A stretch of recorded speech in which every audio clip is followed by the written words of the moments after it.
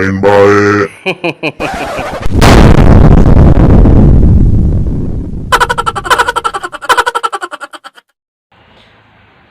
Assalamualaikum warahmatullahi wabarakatuh. Apa kabar semuanya? Semoga semuanya selalu sehat dalam lindungan Tuhan Yang Maha Esa.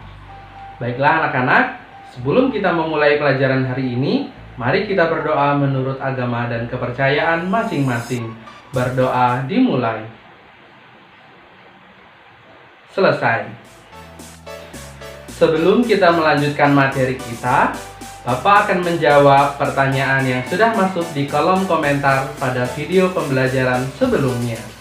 Pertanyaannya berasal dari @putragunawan. Dia bertanya, komparatif itu apa ya Pak? Oke, mungkin maksudnya Putra Gunawan itu terkait dengan keunggulan komparatif antara daerah Lampung dengan daerah Jawa Barat kemarin ya. Oke, Bapak jawab, komparatif itu sendiri kalau menurut Kamus Besar Bahasa Indonesia artinya itu berkenaan atau berdasarkan perbandingan.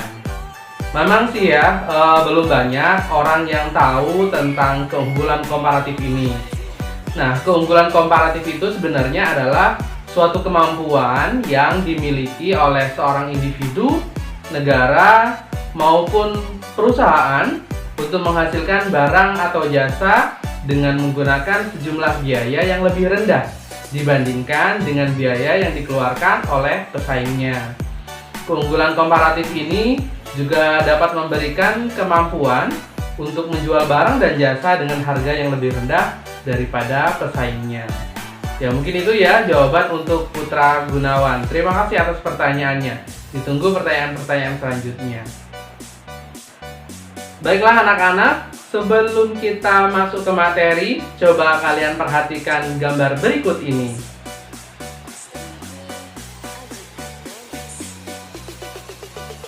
Nah, bagaimana pendapat kalian? Seperti yang kita ketahui bersama bahwa saat ini penggunaan teknologi sudah sangat merebak atau menyebar luas di mana-mana. Tidak hanya di perkotaan, tetapi masyarakat pedesaan pun juga telah menggunakan teknologi, baik itu berupa internet dalam kehidupan mereka. Penggunaan internet ini dapat berpengaruh dalam hal permintaan dan juga penawaran. Masih ingat apa itu permintaan? Apa itu penawaran? Oke, yuk buka lagi pelajaran kelas 7-nya ya. Sekarang kita akan mempelajari tentang pengaruh teknologi dalam bidang permintaan dan penawaran. Oke, yang pertama itu dalam bidang permintaan. Yang pertama, kita dapat membandingkan harga suatu produk secara lebih cepat dari berbagai macam toko, sehingga konsumen dapat mengetahui toko mana yang menjual barang atau jasa dengan lebih murah. Yang kedua, informasi tentang baik buruknya suatu produk, termasuk barang-barang yang akan digunakan, dapat diketahui oleh konsumen. Yang ketiga, melalui internet, konsumen juga dapat mengetahui informasi produk-produk lain yang berkaitan dengan produk yang dibeli konsumen lain. Yang keempat, teknologi internet dapat memanjakan konsumen dalam memesan produk, seperti halnya berbelanja secara online. Bapak yakin kalian di rumah, beberapa di antara kalian, bahkan mungkin sebagian besar kalian pernah itu melakukan belanja online. Baik itu di Shopee, Tokopedia, Lazada, atau dan lain sebagainya. Selanjutnya, pengaruh teknologi dapat membantu dalam hal penawaran, yaitu yang pertama, dapat menurunkan biaya produksi.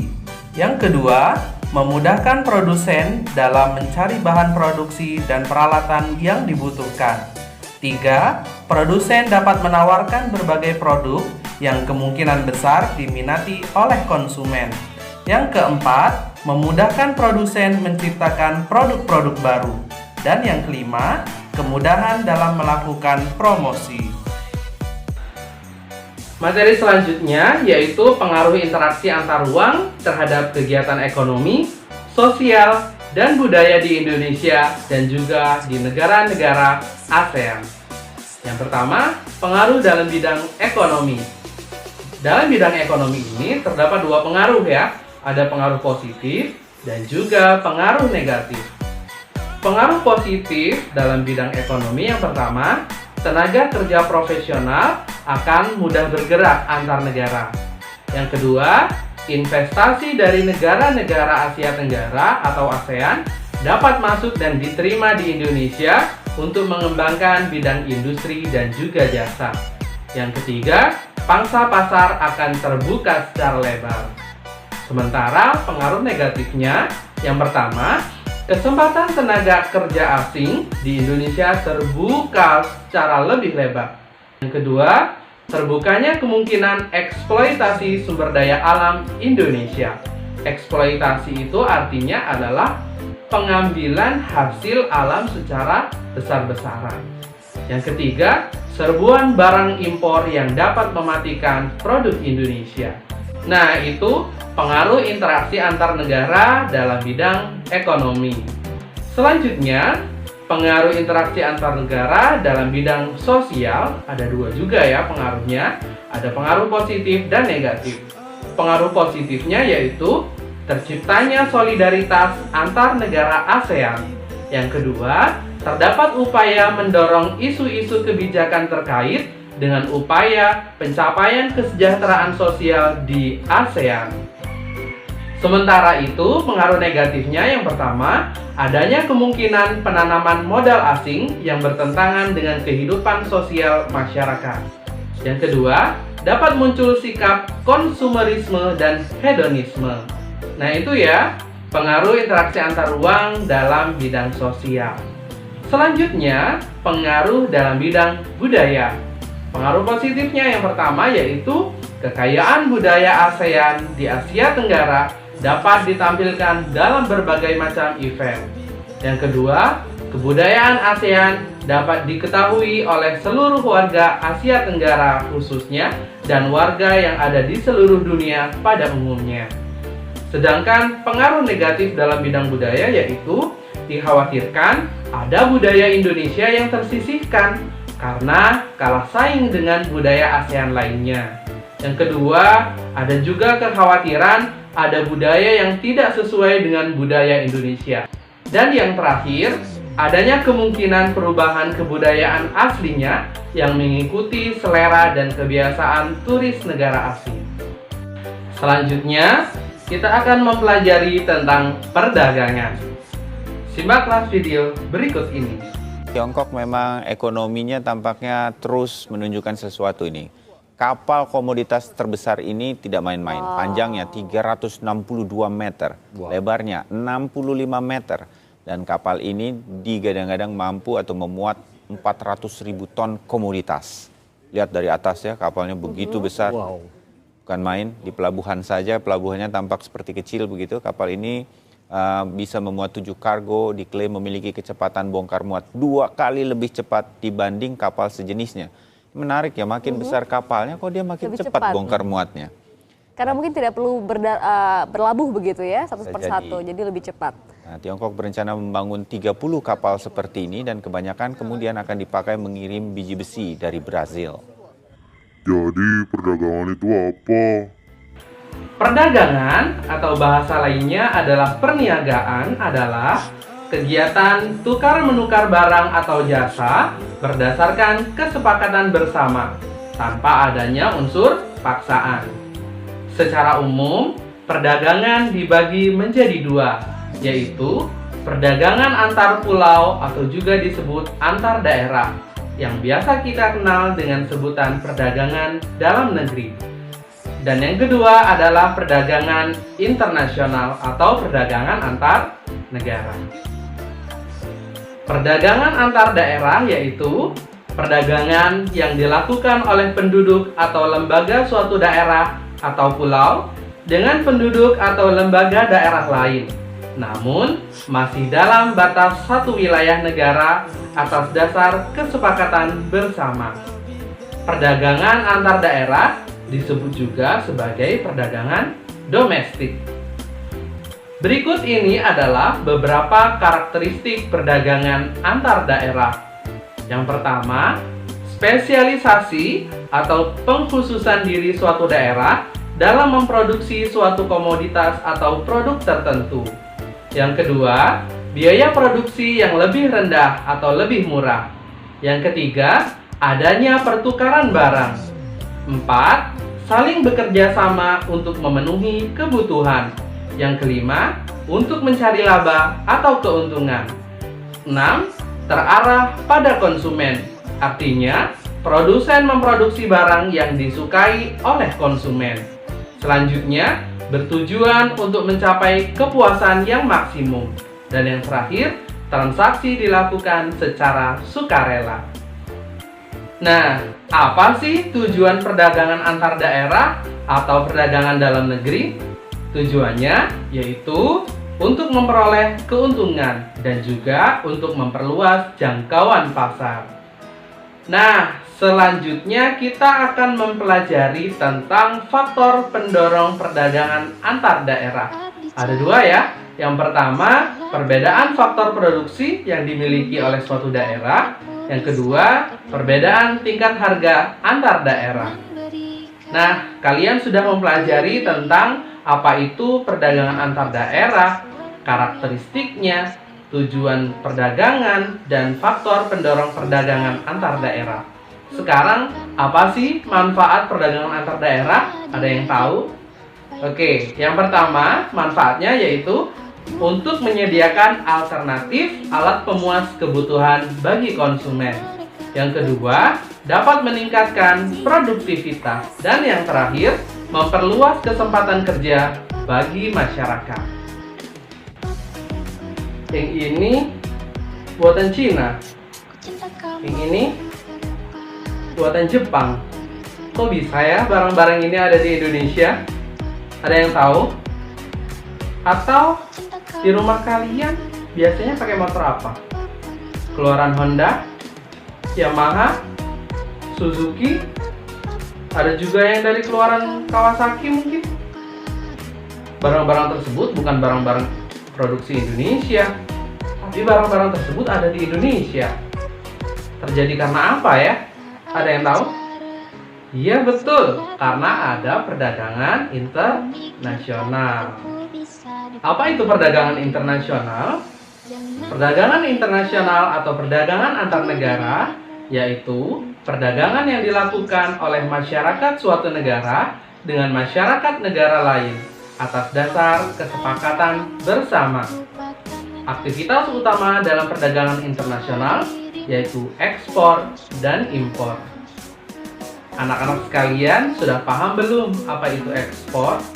Apa itu impor? Apa itu eksportir? Apa itu importir? Nah, dengarkan baik-baik penjelasan berikut ini. Ekspor adalah suatu kegiatan atau perbuatan menjual barang dan jasa ke luar negeri. Sementara pelakunya disebut sebagai eksportir. Misalnya, Pak Rohman adalah bos karet. Karet-karet tersebut Bapak jual sampai ke negara Jepang. Nah, kegiatan Bapak menjual karet sampai ke negara Jepang disebut sebagai kegiatan ekspor. Pelakunya sendiri atau Bapak sendiri disebut sebagai eksportir. Selanjutnya, apa itu impor? Impor adalah suatu kegiatan membeli atau mendatangkan barang atau jasa dari luar negeri. Pelakunya sendiri disebut sebagai importir. Contohnya, misalnya Bapak ingin membeli mobil mewah dari luar negeri. Nah, kegiatan Bapak membeli atau mendatangkan mobil mewah tersebut dari luar negeri itu disebut kegiatan impor. Sedangkan orangnya sendiri atau pelakunya sendiri dalam hal ini Pak Rohman disebut sebagai importir. Selanjutnya, kebijakan-kebijakan yang dilakukan oleh pemerintah untuk mendorong kegiatan ekspor. Yang pertama, dengan memberi kemudahan kepada produsen barang ekspor. Yang kedua, menjaga kestabilan nilai tukar rupiah. Yang ketiga, membuat perjanjian perdagangan internasional. Yang keempat, meningkatkan promosi produk dalam negeri di luar negeri. Nah, selanjutnya ada yang tahu apa saja faktor-faktor yang mendorong terjadinya perdagangan internasional? Oke, Bapak kasih tahu ya. Yang pertama itu karena adanya perbedaan sumber daya alam di setiap negara. Yang kedua, untuk memenuhi kebutuhan barang dan jasa dalam negeri. Yang ketiga, keinginan memperoleh keuntungan dan meningkatkan pendapatan negara. Yang keempat, keterbatasan dalam penguasaan ilmu pengetahuan dan teknologi. Yang kelima, adanya kelebihan produk dalam negeri, sehingga perlu tempat baru atau perlu pasar baru untuk menjualnya. Yang keenam, perbedaan hasil produksi suatu negara. Yang ketujuh, keinginan membuka kerjasama antar negara. Dan yang terakhir, karena terjadinya era globalisasi. Era globalisasi ini menunjukkan bahwa keterkaitan antara negara yang satu dengan negara yang lainnya. Dan tidak ada satupun negara di dunia ini yang tidak membutuhkan bantuan negara lain. Bahkan, negara Amerika Serikat pun yang dikenal sebagai negara adikuasa masih membutuhkan bantuan negara lain. Nah, itu tadi faktor-faktor yang mendorong terjadinya perdagangan internasional atau perdagangan antar negara. Selain ada faktor pendorong, tentu ada juga faktor penghambat terjadinya perdagangan internasional. Yang pertama, adanya ketidakamanan di suatu negara. Tentu, ketika suatu negara sedang tidak aman atau sedang mengalami konflik, maka perdagangan internasional akan terhambat. Yang kedua, terdapat kebijakan ekonomi pemerintah. Karena perdagangan internasional ini terjadi antar negara, maka kebijakan ekonomi antara negara yang satu dengan negara yang lain tentunya memiliki perbedaan. Nah, perbedaan kebijakan ini bisa menjadi penghambat perdagangan internasional. Dan yang ketiga, tidak stabilnya kurs mata uang asing. Kita sebagai warga negara Indonesia, baik secara sadar maupun tidak sadar, ternyata sudah merasakan dampak adanya perdagangan internasional ini. Contohnya saja, barang-barang kebutuhan kita sehari-hari banyak dari buatan luar negeri. Nah, berikut ini manfaat perdagangan internasional. Yang pertama adalah untuk memperoleh keuntungan. Yang kedua, untuk mendapatkan devisa atau pendapatan negara. Ketika kita mengekspor barang atau jasa, kita akan mendapatkan mata uang asing. Misalnya ketika kita mengekspor barang ke Amerika Serikat, maka kita akan mendapatkan dolar Amerika Serikat. Ketika kita mengekspor barang ke Jepang, maka kita akan mendapatkan yen. Nah, mata uang asing inilah yang biasanya disebut sebagai devisa. Manfaat yang ketiga yaitu dapat memperoleh barang yang tidak diproduksi di dalam negeri. Yang keempat, dapat menjalin persahabatan antar negara. Yang kelima, memperluas kesempatan kerja. Yang keenam, menstabilkan harga. Dan yang terakhir adalah mempercepat alih teknologi atau transfer teknologi modern. Nah, demikian tadi pembelajaran kita pada hari ini. Jika ada pertanyaan, silahkan disampaikan di kolom komentar. Dan insya Allah akan Bapak jawab pada video pembelajaran selanjutnya. Terima kasih atas perhatiannya dan ingat tetap patuhi protokol kesehatan. Billahi taufiq wal hidayah. Wassalamualaikum warahmatullahi wabarakatuh.